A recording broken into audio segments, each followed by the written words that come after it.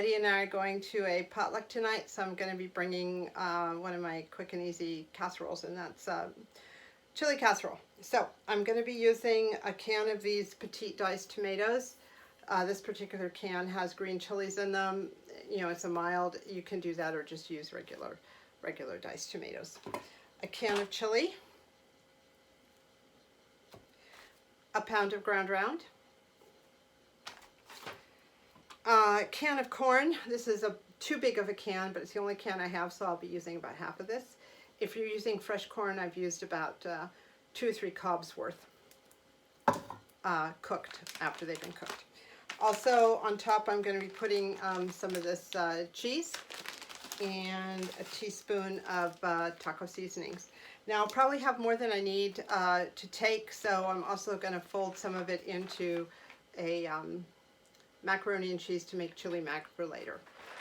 The whole thing I'm going to be cooking in my electric frying pan, and I'll be transporting it in these Dollar Tree containers. I love them. They're foil, 3 for $1. They have a lid, and I won't be able to microwave this when I get there, but I will be able to put it in the oven. I'll make the cheese on top all nice and bubbly.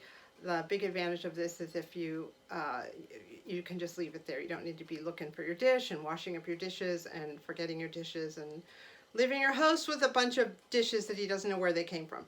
So let's get started by cooking the beef. All right, I've been warming up the frying pan at 350 for a few minutes. One thing Eddie taught me is that if you want to use less oil, if you don't want to add any oil to the pan when you're cooking meat, to just let it get really hot. So I've gone ahead and taken the meat out of the package and crumbled it up. Now I'm going to throw it right into the frying pan. There it goes. Going to mix it up and cook it until it's done, and then drain the fat. All right, the meat has been cooked. Let me show it to you. I didn't need to do too much draining today. I got meat that was, I think, 15% fat or something like that, and what a difference there is between 15% and 25%. So it was pretty good just the way it was. So I'm warming this up in around 250 degrees, and I'm going to start adding the extra ingredients. So first in are the tomatoes. Next, the chili. Make sure that all came out. And I'm going to mix that in. I'm going to put in half a teaspoon of taco flavoring seasoning. I was going to use more, and then I thought, you know, you can always make this spicier, but you can't make it less spicy. So I'm going to go ahead and do that. Just sprinkle it all over.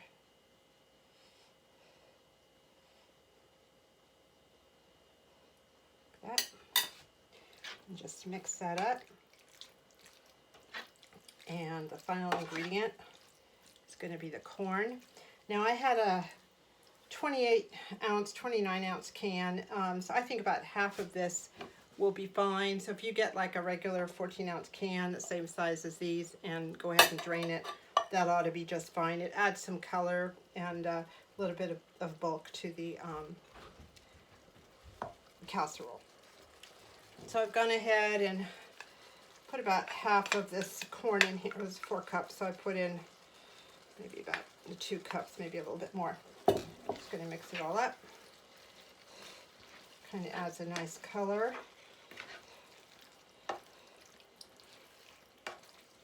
Warm it up.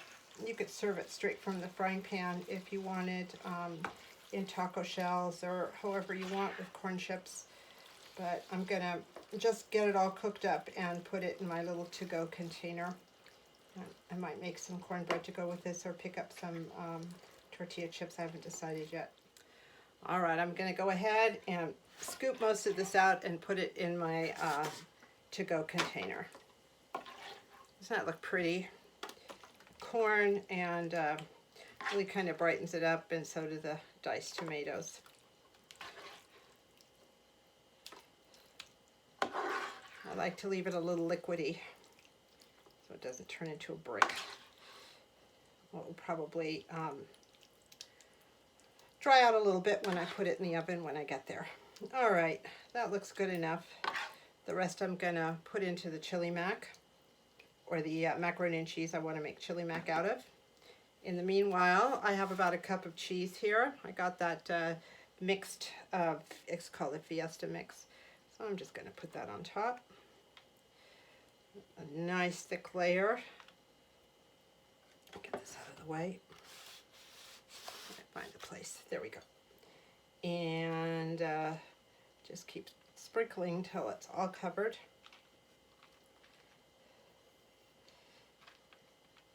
And it's ready to go.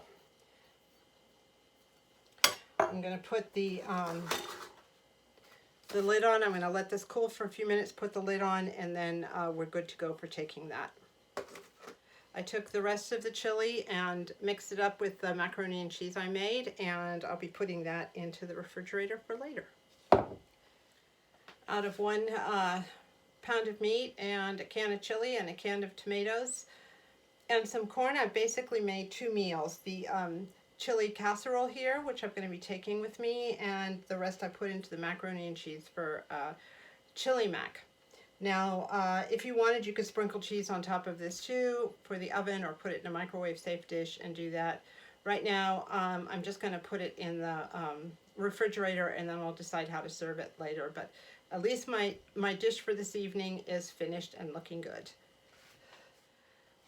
So I went ahead and made a calculation as to how much this actually cost.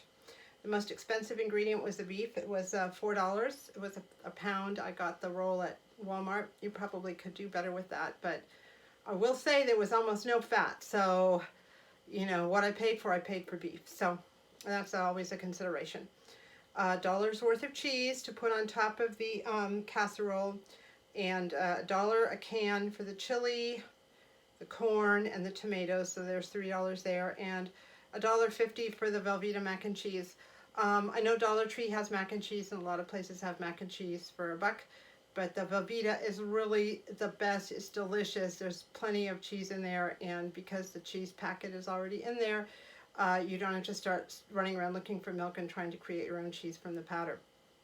So I come up with a figure of $9.50, and there's a nice casserole here that could easily serve 3 or 4 people, and the same with the chili mac. Maybe you could serve 3 people, 4 if there's side dishes. So I think that's pretty good. You know, 6 to 8 to 10 people could eat these, depending on amounts and what other things were there, at about $1, $1.50 a serving. So anyway, I hope this has helped you, given you some ideas for things you can make and bring to parties or use at home. Thank you so much for watching.